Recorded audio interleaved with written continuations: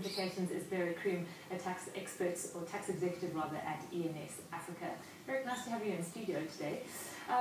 Premier Gordhan actually was quite, he took a fair amount of umbrage when I said to him that a lot of economists that we speak to and tax experts feel that our tax regime is not conducive to capital formation, to investments, and that was part of his answer. He felt that our tax regime is perfectly fair.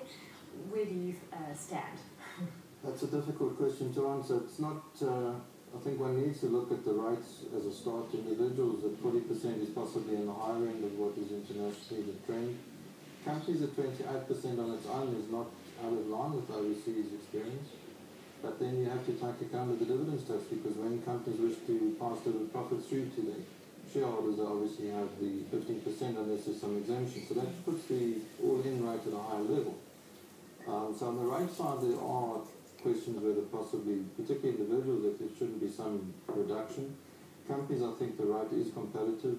The problem also is that economically, companies are not been performing well. If you look at the tax statistics released yesterday, I think it was, corporate tax is reducing in terms of total tax collected. Well, in fact, he said, corporate tax was robust, tax collections, in the statement this afternoon. And unfortunately, I ran out of time in my interview with them, but I was going to challenge him on that because I think 2008, 2009, they made up, 27% or just about of the total tax haul. It's now 20%. This is 5 years on, and this is when you expect businesses to be growing.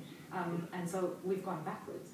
I think that's partly economic conditions, also what's happening in the mining sector. I think the references that the mining tax type had gone or been reduced by like 13 billion to 3 billion because of the problems with commodity prices and also the strikes in that sector.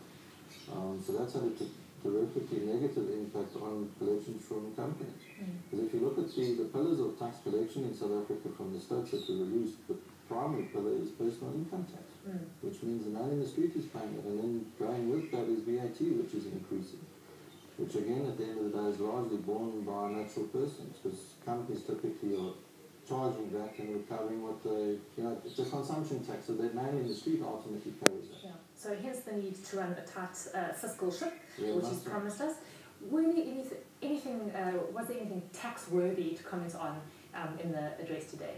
This mini budget is more an economic statement of policy where we're going for the next 3 years, the deficit, current account growth, macroeconomic conditions, etc. He doesn't normally make major tax policy statements, and that didn't happen today.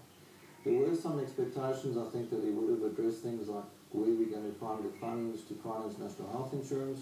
There was not a mention on NHI in the documents. Carbon tax, there's been expectations of some indication of where we're going with that. Implementation, rates, etc. That also wasn't mentioned. The one thing that he did touch on was the incentive for employment.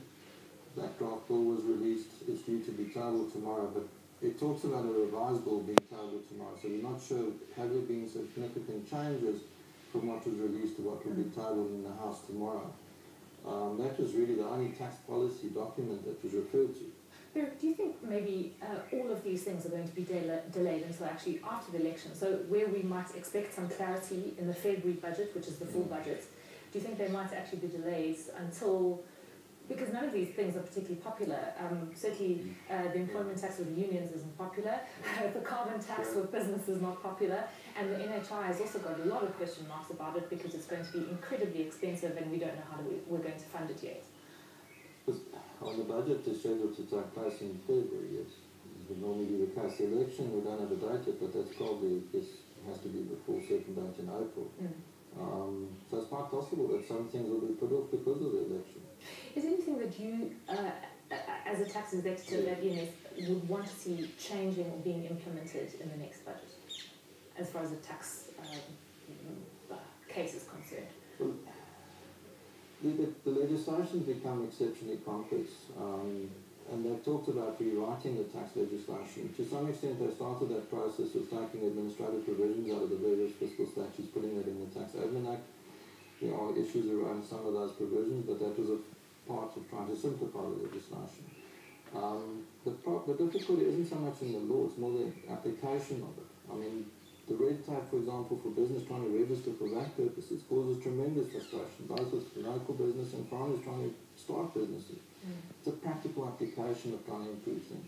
Yeah, well, let's hope this gets addressed in the budget. Beric, we'll leave it there. Thank you very much for popping in, however briefly, this evening. That's ENS Africa's Tax Executive, Beric Croome. And onto our chart of